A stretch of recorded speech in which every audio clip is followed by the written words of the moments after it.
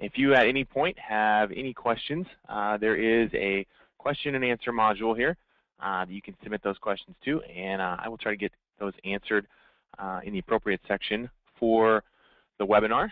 We'll be going through just a few different aspects of how social media is involved with your business. So this is myself, just in case you'd like to put a name with a face.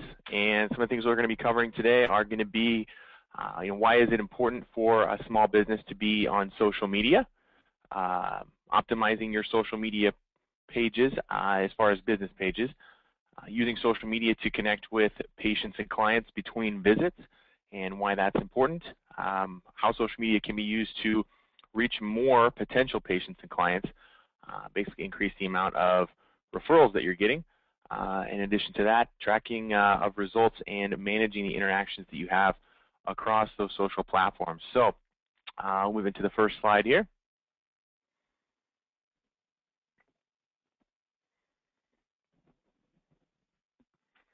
So just a few statistics here before we get going. 74% of brand marketers saw an increase in website traffic after investing just 6 hours per week in social media. Basically, what that means is adding time to your interactions with your potential or current patient base is going to lead to an increase in traffic to your website. There's correlations there that have pointed to an increase, and who better would you want to come in as traffic than people that are connected to either former or current patients or clients that you have as a business owner. A lot of those people are coming in as traffic through referrals. So about 77% of business to consumer or business to community businesses who use Facebook have received a new customer from that social platform. And about 80% of social media users prefer to contact and connect with brands through Facebook. So it's definitely become where people are interacting with the world and where they're interacting with the businesses that they support as well. So let's move on to the next slide here. Facebook isn't the only social media platform that's available. Google Plus is actually sort of Google's answer to Facebook. It's their social platform. It's a Google product, so it's definitely something that you want to be interacting with for a myriad of reasons, not just for generating more business for your business, but also for the impact that it can have on your website and the way that Google looks at the products that are associated with your business and connected to your website. So the +1 button is essentially Google's version of the like button, and websites using the +1 button have seen an increase of page traffic by about 350%. Google Plus is a little different animal in terms of the way that it functions. A lot of referrals are made through this medium as well, and actually friends influence the behavior of this social medium in the same way that they do through Facebook as well. So a lot of suggestions, you can share things that you like or pages that you support through Google Plus. Additionally, now this isn't something that's an interesting statistic though related to that. About 52% of consumers say that they've stopped following a brand on Facebook because the information posted has become too repetitive or boring. So the reason that this is an important statistic is you have these referrals coming in. You have people suggesting interactions with businesses through different mediums, either Facebook, Google+, Twitter, LinkedIn, Pinterest, other social platforms. You want to make the most of those referrals. You really only get one chance to make a first-time impression. So when somebody comes in, you want to be providing engaging and interesting information for them to look at. You don't want it to be the same thing over and over and over again, and you don't want it to be boring. So something key to remember whenever you are posting on social platforms is you want it to be exciting, entertaining, engaging. You want it to touch on an area of, basically the relationship that person may have with your business. So something related to your business or your industry that makes them laugh, makes them think, causes them to interact by answering a question or filling in a blank or something that is the opposite of boring, basically just engaging and entertaining. And you want to be you want to be posting a variety of different things too. So it's important to consider what you're posting and how your audience is seeing that, and being able to use each one of those platforms appropriately to communicate the information that people expect to find on those things. So, moving in to this next slide. This is just kind of a general overview of the way that involvement happens. So, involvement with posts such as likes, shares, and comments is key to keep people engaged with your brand on social media. Each platform is going to have a different way of supporting or interacting with something that you've posted. So a retweet on Twitter, for example, a like on Facebook, a +1 on Google+. That's a way that that individual can show that they're engaging with your brand. And in addition to that, it is a social signal that is tracked by Google. And those are something that positively impacts the way your business is looked at by that search engine. So what happens when that interaction occurs, basically a like, comment, or share on Facebook, for example, is sort of a ripple effect. So once that happens, your exposure essentially is going to grow. That's what we call social reach. So let's say this individual here on the left-hand side of your screen is the first person to interact with the post that you just put up on one of your social networks. Well, through that interaction, that post, let's use Facebook for example, gets pulled into their newsfeed, and as a result, the people that they are connected with on that social platform are exposed to that post. Now, if any one of those individuals, so we'll move into this middle column here, interacts with that post, then it becomes something that their associated friends or their associated network can see as well. So now we move into the third column. Now, the reason that this is important is because this is somebody who is probably a current or former patient or client, somebody who is actively either supporting your business currently or someone who has recently supported it, and these people in the middle column are one connection away. And we'll talk just a little bit about sort of how Facebook has developed just this week into its own sort of private search engine, how unique that search is as well. But this is important because these people in this second column are literally one connection away from a word-of-mouth referral. So this line here in the middle between the single individual on the left and the four individuals in the middle column is basically the conversations that can start and how this word-of-mouth referral can happen. And because of the ease of sharing things across all of these social platforms, the people in the right-hand column can very easily interact through this person to get to this person and quickly ask, what do you think of what do you think of the business that I'm asking about? What do you think of the doctor or the professionals there? What was your experience? Do you think it might be good for me? You know me, or this other person, I really trust them, people in the middle column, and those are how those conversations start. If nothing else, they may just think that your post was entertaining, engaging, or not boring enough to actually show support immediately and like that, and now you've actually increased your social reach to somebody who you would not have been able to connect with before. Give me just 1 second here, and I'm going to answer a couple of questions here that have gotten through the Q&A panel. Just 1 minute.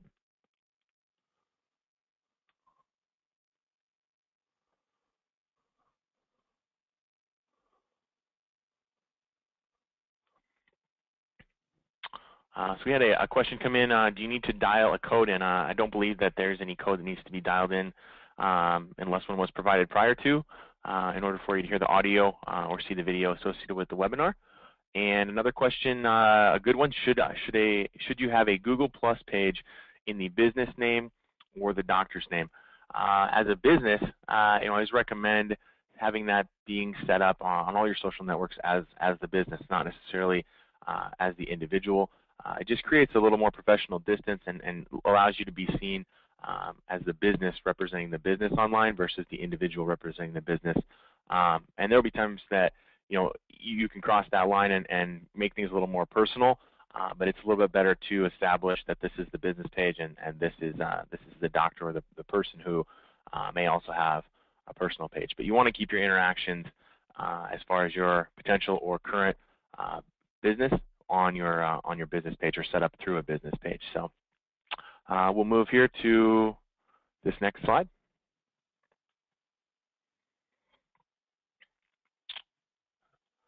So in terms of total users, a lot of times people ask, how important are these social networks? Or maybe I only use Facebook, I don't use Twitter, or maybe I only use Google Plus and Twitter, but we're not on Facebook. You really want to be aware of the audience that is there. And there's over 1 billion users on Facebook, 517 million users on Twitter, and 400 million users on Google Plus. There's a myriad of different social networks that you can choose from, of course. Things like LinkedIn, Instagram, Pinterest, as well as a myriad of others are also relevant. But if you have limited resources, most of the time being time, I would say to focus on what we call the big three, which are going to be Facebook, Twitter, and Google Plus.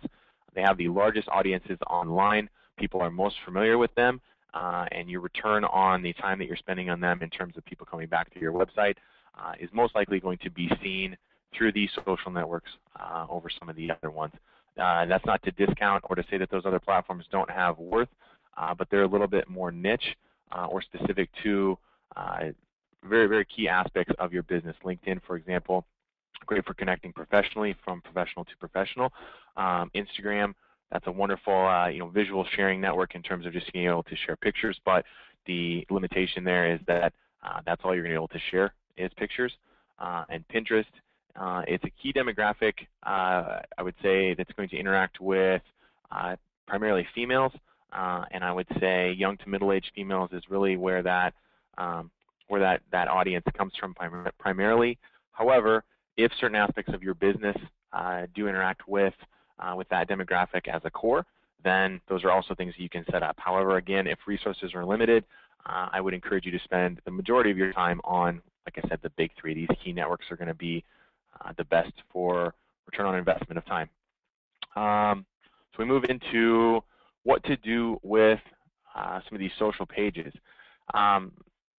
They're not just going to be something you can kind of set up and forget. There's certain ways to set them up correctly, certain things that people are going to want to see, and that's just fulfilling expectations.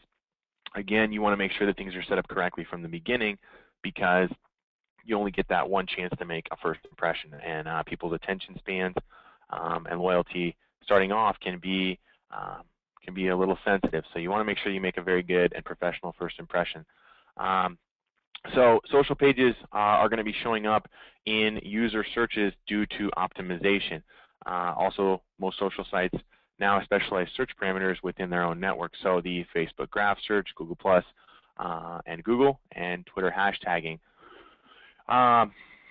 To briefly caveat into this just a little bit, we'll kind of work backwards, and I won't spend too much time on this. If you guys have questions, just submit them through the Q&A panel, and I'll try to speak to them at the end. But in the essence of respecting everyone's time, I'll just briefly touch on these things. So Twitter hashtagging is essentially adding a primary keyword to something that you have tweeted. So for example, if you hashtagged it hashtag iMatrix, then it's being associated with the iMatrix account. If you hashtagged it related to SEO or online marketing, then that is basically adding just a keyword. The reason that that's important is because when people use Twitter to look for things they're interested in, they're going to type in some of those keywords. So if you typed in, iMatrix or SEO or online marketing, then we've now become a viable option to come up in that particular search. So it does matter to have some of those keywords written out as a hashtag. Google Plus and Google, the Google Plus U or the more personalized search is actually something that you can turn on in your Google browser. If you're a Gmail user or a Google product user at all, not only will you get organic and paid search results that will come up, but it will actually search through people that you are connected to or businesses that you are connected to as well. When you're signed in through a Google account, for example, let's say you've signed into your Gmail and then subsequently gone to Google to look for something that you're interested in, Google's going to take into account the associations that you have made through your Google Plus account to provide you with more personalized and customized search results. So keep that in mind if people are interested in certain things or certain areas of their social network are being looked at, then that's an important way that you can actually get in front of them in the organic search results as well. The Facebook graph search is probably going to be the one that you guys are most familiar with or will be most familiar with in the very near future. But essentially what has happened is if you've gone through and liked any pages, you've shown support to any business, you've liked any books, movies, things of that nature, you're now an option to come up in a search result when somebody is looking for that particular item, business, etc. online. A little bit of an anecdotal example. Let's say that I was to come into the Facebook graph search and I said, who of my friends has liked a chiropractor, or who of my friends has liked a veterinarian or an animal hospital. Simply by adding in those words, it's going to bring up the people that I know who have liked a business page related to what I'm looking for. So, let's use Anderson Chiropractic for example. Let's say that my friend once removed here has liked Anderson Chiropractic. Well, when I type in who of my friends has liked a chiropractor or a chiropractic business, now Anderson Chiropractic shows up next to my friend Bob's name, and I can very easily message Bob and say, what was your experience with Anderson Chiropractic, for example? Was it good? What did you think of the doctor? Did they treat the condition that you came in for? And Bob tells me, yeah, it was great. I had a very good experience. They treated me very well. Wonderful office. Great staff. The doctor was phenomenal, and I got really great results from it as well. So that's something now where I can click on Anderson Chiropractic and literally go right into there. From there, click on the About section and jump right to their website, and I probably got all the information that I need to go ahead and book an appointment. I'm interested. I've gotten a referral from somebody that I trust. I've seen their Facebook page. I've seen kind of what goes on with them socially as a business. Looks like they're engaged. I'm impressed with that. I like that as someone who's using social media to find this, and I'm booking an appointment. That is the social impact that can happen, and how word of mouth referrals are stimulated through all those social mediums. Very, very important. And the Facebook graph, for example, is a search that you can't do anywhere else. The results that you'll get on the Facebook graph search are not results that you'll find on Google, because those connections can only be made through social media. The flip side of that coin is that if you don't have a business page set up, for example, for your business, then you're missing out on being a key result for someone looking for your business or type of business in the area, and you're missing out on being a key result for somebody that can very easily give you a word of mouth referral. Obviously, if they're supporting your business online, they've had a positive experience. It's who more would you want to be you're getting in front of? So just a quick question here from the Q&A panel. Give me just a moment.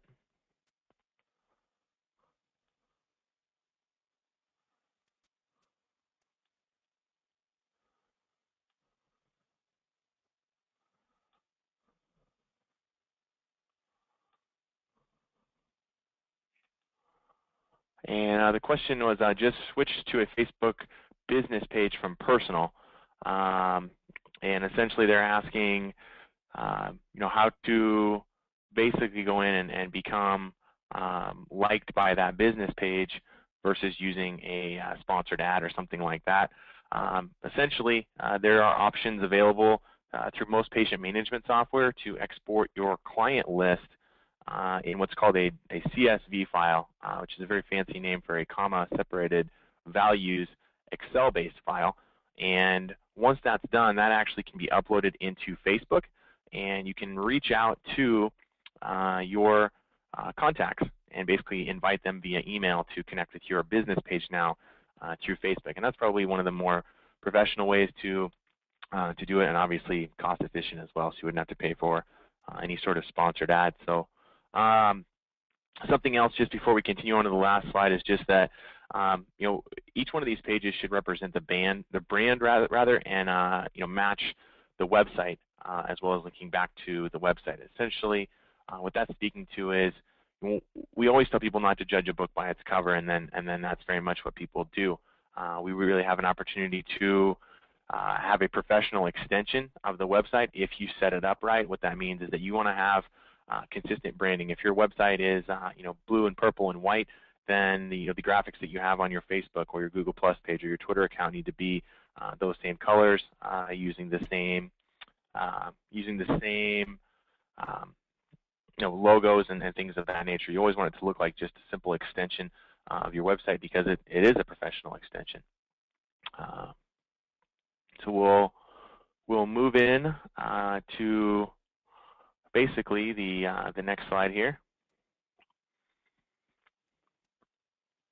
This is just speaks a little bit to the content, and you want to be intentional about the content that you're posting on all of your social mediums. Kind of a good rule of thumb to consider with Facebook, for example, is that it's called Facebook, not textbook. So if what you're going to be posting is just text over and over, or links to text-based articles, things of that nature, it's not really what that expectation is when somebody goes into Facebook. What people expect when they go into Facebook or any other social media is to be entertained, engaged, or stimulated in some way. So how do you get that interaction? How do you stimulate that? Well, you post a variety of things. So there will be times when people will want to see an interesting article, a funny cartoon, quotes and cool facts, open-ended questions, but all the content should be fun with really only a minor educational aspect to it, and that's just to sort of respect what people's expectations are through these social mediums. If you want to get more information, if you want to post more technical information, the easiest way to do that is to set up a blog and link that blog post into your newsfeed, either through Google Plus or a link to Twitter back to your blog, or a posting on Facebook that people can click on and leave Facebook and go to your blog, which optimally would be set up within your website, because if a blog is set up within your website, it's going to garner more traffic. It's going to add to the time spent on your page by somebody coming in to visit your website, which are both analytics that Google is looking at as well. And you get an opportunity to to expose them to call to action marketing, as well as any other information that's on your website. Anything that pushes traffic towards your website will always be good for one reason or another, even if that person doesn't book an appointment or call to get their pet in, or interact within a way that generates revenue in that moment, because chances are they'll be back, they've been exposed to that, and now they know sort of some of the things to expect related to your business. So related to this, we did get a question in the Q&A panel that said, what is the difference with a hashtag and an @ tagging on Twitter? So every user on Twitter, for example, is preceded by an @ sign. So I would be on Twitter, I would be @JohnMorin, or iMatrix would be @iMatrix. That's basically a way to connect the users of those accounts. So if you wanted to send me a message, for example, you would tweet to me @JohnMorin, and I would see that. Basically, I've been tagged within that. The hashtagging is really the addition of keywords. So for example, if you wanted to tweet something to me, you would add @JohnMorin in the tweet. I would see that, and at the end you would probably hashtag iMatrix, hashtag webinar, hashtag online marketing, and that would signal to other people that this is something that's related to these areas, and this is the individual connected with some of these things represented by his account. So I hope that clears up that question. It's a good one. There's technical ins and outs really to every one of these social media platforms, which is a big reason why it sometimes is an opportunity to just explore having them professionally managed, because you want to do these things correctly. People's expectations are that they're going to be done correctly, and you want to make the most of of what people see. So if it's an opportunity for someone else to kind of handle the heavy lifting, if that's an option, or if you just simply don't have the time to learn all the ins and outs of these things, having something professionally managed is a great option. And it's also kind of a real-time learning experience too. It's an opportunity to kind of along the way. So so let's talk about using the big three. Facebook, Twitter, and Google+. This goes back into the previous slide, and I think that this is a great way to visually tie everything together so things make sense. But what you're looking for is interaction and the exposure that comes from that interaction. So if your followers like, share, tweet, or +1 your posts, so those are basically just itemizing interactions across those social platforms, it shows up in their news feed and their friends can see it. Not only can it impact those people once removed, so again, just that second line of people down here in this row between the word share and likes, but when shared by those people, your post can have exponential reach. So, for example, the average Facebook user has a little over 150 friends, and that goes across most average platforms. So obviously, if we're talking about just these 4 people, interacting with this one post.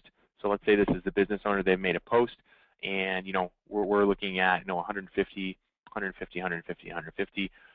That post literally, because these 4 people have interacted with it, has gotten exposure to over 600 people, and that would be this bottom line down here that may not otherwise have even known that these people in the middle engaged with this brand at all. So the reach is almost like a ripple effect. If you've ever thrown something into water, you can see that immediate ripple is a very large and deep one, and then as the subsequent ripples come out from there, it's a little lighter, but it still has a far reach.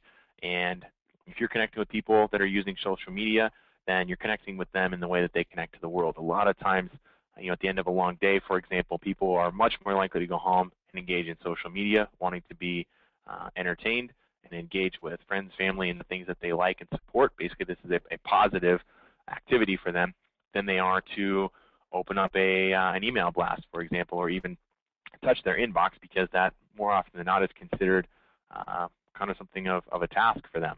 So at the end of a long day, 8 to 10 hour day, they're more likely to come home and want to relax and open up their phone or open up their computer and look at social media. Well, that's your opportunity to stay in front of them and keep them engaged in your business while they are engaging with the world the way that they choose to. So we'll move into this just a little bit more. Each one of the social networks that I've mentioned has an ability to track the results and interactions of it. For example, if you were to be set up through Facebook and be an iMatrix client, that's something that we can tie in, or that is tied in already to your back-end control panel. So you can actually go into iControl and see not only your page views, but how they actually coincide with your social media traffic as well. So it's important to track these metrics to ensure that you are properly connecting with people. And as you can actually see in this graphic, the correlations in terms of people talking about your posting, which is actually going to be in the green, and the total reach of these social posts pretty much right in line with one another for the most part. You'll see some outliers here, and these are just obviously they're not labeled by number on the left-hand side, but small drops like this actually, depending on how many people that you like in your Facebook, can actually be 10, 20 people, things like that, not hundreds of thousands or anything of that magnitude.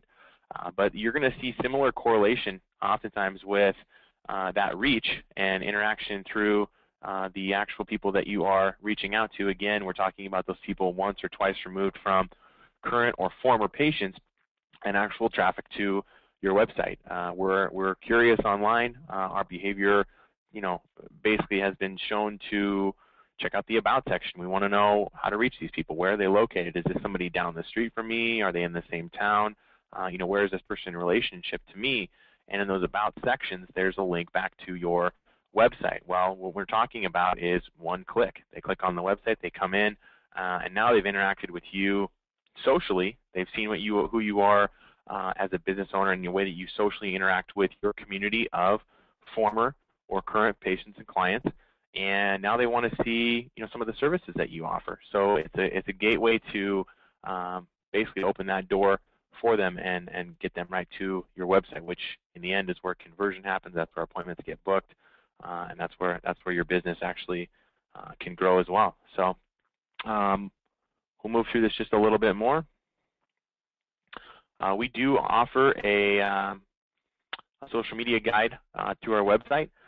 It can be kind of a good overview, but as you can see, this is not a thin book. It's not a pamphlet. It's a pretty good walkthrough of how to get started, and that's really what this is designed to, is to kind of get you started. But getting started is not going to be enough to kind of keep you going. In order to be really effective through any of your social media interactions, and as a business owner, you obviously don't just want to get things started, you want to get things finished as well. So I would encourage you to explore this as a starting point, to explore this as a way to become a little bit more familiar with some of these things, and at that point, really assess whether or not it's something where you're going to be able to devote enough time to keep up with social marketing and social media effectively. What that really means is consistent posting, variety of posting, different posts and different post frequency to different social platforms. So let's take a look, for example, just at the icons on the book, Facebook, Google+, Twitter, and we do cover Pinterest a little bit in there just because it is trending as a very popular social network. But I really encourage you to take on learning about each one of these individual social media networks and what the expectations are, how best to use it, how to post effectively. So proper use of things on Twitter, for example, like hashtags and at signs, things like that are going to be important to maximizing the effectiveness of what's happening on your social media page, and thus the effectiveness of generating leads for your business, word of mouth referrals, and basically just stimulating the community that is supporting you to generate new people coming in through your door. Of course, if there's ever questions that you have or you feel like that is a little overwhelming, don't hesitate to reach out to us at iMatrix and say, hey, can you explain this a little bit more, or I'd like a little bit of help in getting pointed in the right direction with maybe one or two or all three of these things, but I just don't know exactly how to get going beyond the social media guide, or I don't have time, quite frankly. This is something that I know is important and I know is almost an expectation of most businesses these days for the consumer, but quite frankly, I don't have enough hours in the day to keep up with things right now, and adding in more work, even though I know it will bring me more business, just seems like something that is not possible right now. Don't hesitate to reach out again and ask us for help in either explaining that, or we can, that's something that we can do for you as well. So another question coming in through the question and answer panel, and I'll just kind of leave this here. If you do want to give us a call here and get a little more personalized training, a little more one-on-one with that, we're here to help you out. But I will, at this time, open it up to questions. If you guys have any, go ahead and feel free to submit them to the question and answer panel, rather, on your screen, and I'll get to them in the order that they are being submitted. So I've got a question here right now. Is it useful to have a second account on social media sites as a professional separate from your personal? Absolutely. It's a great question. I always feel personally that it's good to have a clear and cut line between who you are as an individual and who you are as a business owner. It's also a way to avoid confusion in terms of interacting with, am I interacting with the business, am I interacting with the individual, and just properly representing those things. I think a personal account, let's say for Facebook, for example, it's actually something that they give you the option. Would you like to set up a personal page, or would you like to set up a business account? They understand the utility of keeping things separate and why you would want to use one profile over the other. So to answer it in short, yes, I think it's useful.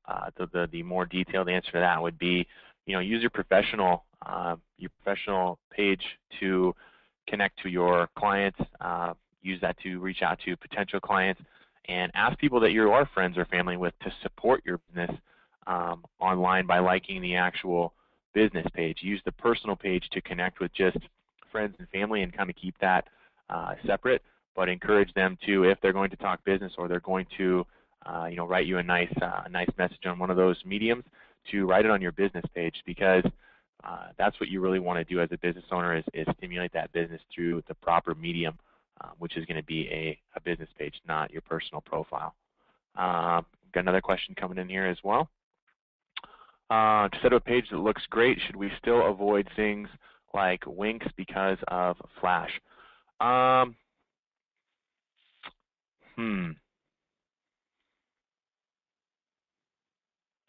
Yeah, I would say that Flash is something, as far as a medium for animated things, or basically interactions through that more animated medium of Flash. And I think I understand the question correctly. To set up a page that looks great, should we still avoid things like WinX because of Flash? Yeah, I would probably try to stay with static items, just because then you avoid any issues across multiple platforms. Flash is something that is not supported by Apple products, for example, so the iPad, iPhones, things of that nature. It will show up on Android devices and obviously on desktop PCs, but in order to just cater to people who are really using any device, whether it's a tablet or mobile device that's PC or Mac based, yeah, I would encourage you to kind of steer clear of the things related to Flash, just to avoid that. If you want to animate something or you want to provide some sort of movement, then I would actually encourage you to explore doing something with video. The importance of video is very, very high because of the amount of information that you can communicate in a very short period of time, and additionally because a lot of people are unfamiliar with this fact, but YouTube, for example, which is what I would recommend using over other video hosting sites like Vimeo, for example. YouTube was actually purchased by Google in 2006 to the tune of about $1.65 billion in stock, and that merger was not, I guess the acquisition rather, was not a very publicized one. But again, just as it goes with getting set up with Google Plus as a social platform for your business, using another Google product like YouTube is going to be beneficial. Any interactions you have with Google are a good thing. I think that was the last question for right now. If anybody else has one, I'll pause for just a second here, and if you have any questions or curiosities, or if you'd like me to go back and explain anything in the previous slides in any more detail, then this would be a great time to kind of let me know that. I'd be more than happy to backtrack and expand.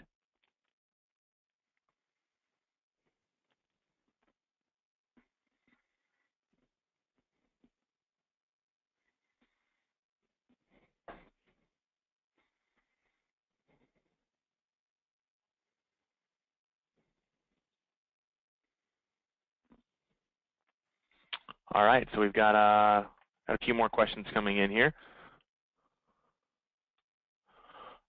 Is there a way to change info that was linked to the doctor to the business page? And the answer to that is yes. So social media, Google Plus, etc.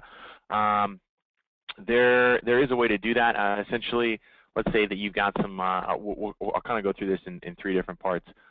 Info that was linked to the doctor to the business page. So as I believe I understand this question, you've got your website set up with a Facebook icon on it, and when somebody clicks on that Facebook icon, they are now taken to Facebook to your personal page as a doctor. The first thing you'd want to do is get a business page set up for the business, or call in and have us take care of that if it's something where you're a social client of ours, for example. And once that page has been set up, essentially you have the place for people to go now different than the personal page. Let us know, and we can actually change the link on your Facebook icon on your website to point now towards the business page. So that's the way that the linking can change. Or if the only page that you have right now is a personal page, for example, that's been set up to support your business, that can also be transitioned into a business Facebook page as well. So that in that example that I just mentioned, a situation where the doctor does not have a personal Facebook page separate from the personal Facebook page that he's using to support his or her business, and he or she just basically needs to transition that into a business page. That can also be done. If you want to give us a call, we can kind of walk you through where to look for, how to do that as well.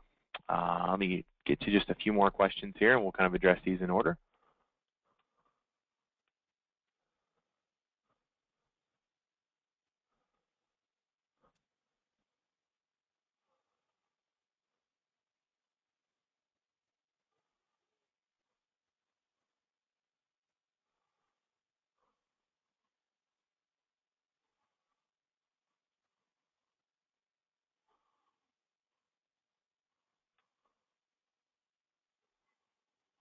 Another question here, how do you add the Google +1 button to your iMatrix website? That's something that you would obviously want to have your Google account set up, because that is just like on Facebook, for example. You can't have a like button and no profile set up to like. So you'd want to make sure that your Google Plus page is set up for business. And then once that's been set up, then we can add a +1 button to your website in order to basically +1 your new Google profile. I hope that makes sense. It's very much the same way that a like works on Facebook. You have to have a page to like, and with Google Plus, you have to have a Google page to +1. It's not actually liking the page as much as it's liking the page association to your Google Plus profile. And through that interaction, giving credence to your website. That's just kind of the way that path works. I know we've got a question here related to something I just touched on just a minute ago. If you transition in the ways that we talked about from a personal page into a business page, do you lose the first likes that were on those doctor? On that doctor. No, any transition, if you have a, let's use two examples here. Let's say you're moving from a professional a personal page where you're not set up as a business, but you just have it set up as a personal page. Those people are actually your friends on Facebook, and when you make that a business page, then those actually will transition to likes. So Facebook understands the interaction is just a little bit different, and so it notates that a little bit differently as you transition into it. If you have a professional business page and a personal page set up, and you do end up merging those, I believe that the outliers will come over as additional likes. So let's say you have maybe 50 people that support your business page and 100 friends on Facebook. If there are the same people that support your business and also like you as an individual, when you merge, that person will not show up twice. Essentially, it'll just be counted as one. But the additional people who maybe support your business but are not your personal friends on Facebook, those will be in addition to it. So it sounds like we've got some questions related to this as well. Question is, I have both a business and a personal Google Plus page, and Google keeps wanting to connect to the personal. I've tried to change it to a business page, but no luck yet. How can I do that? On something like that, when that is a Google-based issue, Google keeps wanting to connect to the personal page. So I'm guessing that there is something maybe that needs to be changed on Google's end. Maybe it's being pointed from the name, address, and phone number, what we call the NAP, that's being used on your Google Map profile, for example. Maybe the email address that you initially set that up with was the personal one, and it should be the business email address or the business Google account that's associated with that. So that may be a little bit of backtracking to figure out where that disconnect is happening. But I'm guessing, without getting too far into it, that it's probably just a piece of information that is continually redirecting Google to go to the personal page, because some of that information is the same. I.e., let's say we've got You know, again, we'll use Anderson Chiropractic as an example. So instead of having, you know, Dr. Doe at AndersonChiropractic.com, the email that maybe was used to set up the initial email was probably janedoe@gmail.com. So it's looking for that subsequent email address, again, the personal one versus the business-based one. I hope that kind of makes sense, but it would be an opportunity to contact Google and basically say, you know, what's the reason that this is, you know, is pointing this way, and that way you'll have them identify the issue versus trying to just shift that on your own and hope that Google picks up the change. These are great questions, by the way. If you have any additional questions, again, this is a great time to submit it. And I'll give it just a few more minutes, and then if we don't have any additional questions at that point, I'll kind of just leave you with some takeaways here, just some bullet points to leave with and wrap things up. But yeah, I'll open this up, or continue to open this up rather, for additional questions.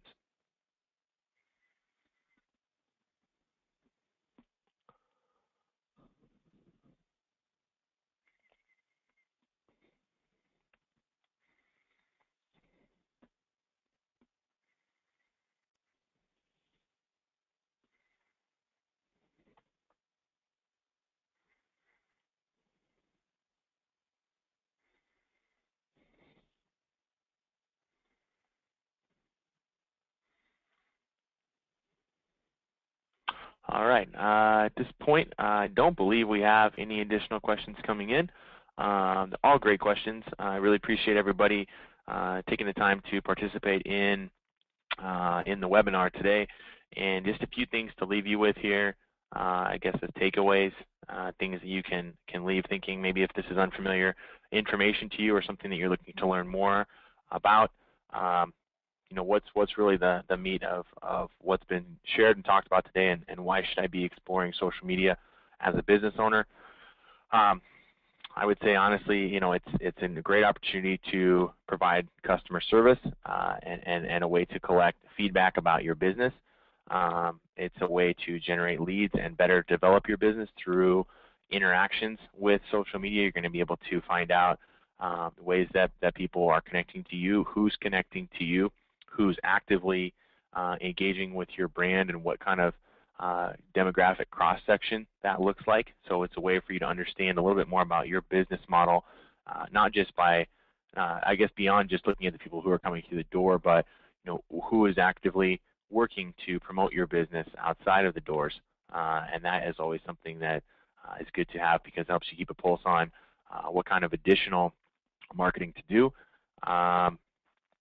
It's a fantastic way to network, and I don't mean just as a professional networking platform, but it's a great way for people to network with each other, and that's usually community-based, people that are local to the area, and a great way for you to be worked into their network of conversations.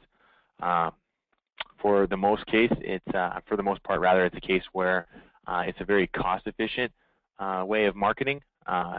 When compared to things like, let's say, for example, you know, ads in a phone book or a TV spot, or a radio commercial or something like that, or even direct mail pieces. A lot of times those are referred to as bullet marketing. It's basically a bullet that leaves the gun, and once that's done, there's no way for that bullet to go back into the gun. That's just a very simple analogy, but essentially with something like social marketing, social media, and involving that into your marketing, that is a bullet that can continue to travel in a lot of different directions because of people interacting through likes, comments, and shares, retweets, and plus ones, and because of the ease with which people can continue to share that content. So let's say, for example, you post a short video, you post an interesting fact on a Tuesday, and that can continue to travel throughout the rest of the week. It can continue to travel throughout the rest of the month, or somebody coming in for the first time, maybe 2 months, 3 months, 4 months down the road, encounters that post for the first time. They interact with that, and the snowball continues to roll. So the remarketability or the reshareability of on social media is highly important. And in addition to that, really it's the opportunity that I would think most business owners would want to have to set up what we would call a somewhat closed marketing network, basically an interaction point with people who are former or current patients or clients who actively support you as a business owner, your business, the work that you do, and the lifestyle that you support as well. So that's one way that either involves pets or a life with animals in it, or chiropractic health or dental, basically just good self-care or interaction with animals. So those are the people that you want to continually be able to stay in touch with and reach back out to, not only to stimulate word-of-mouth referrals and new revenue for the business, but also for retention purposes and an option to remarket to those people to bring them back in for new visits or subsequent visits. So fantastic opportunity, to engage with the world the way that the world is really engaging with itself anymore. So I believe that's all the questions. I appreciate the opportunity to speak with you and to also field some of these questions as well. The slide's still on your screen. If you would like a free one-on-one consultation, a little bit more in depth, or something that's a little bit more tailored to your business or you as a business owner, as an individual, please don't hesitate to give us a call at 888-667-5236 and speak to one of our account development consultants. They're going to have access to basically taking a look at what's going on with your website, any social media that you may have set up. They'll be able to suggest some great ways to further integrate that, and additionally, they can step and personalize some strategies that are going to be most or more effective than the ones that you may or may not have set up currently, and help you, use some of these very trending and very popular and cost-efficient ways to market to generate more revenue and improve retention for your business as well. So I hope you guys all have a great rest of the week, and don't hesitate to contact us if you ever need anything related to anything we've talked about today, or your website or business in general. Thanks very much.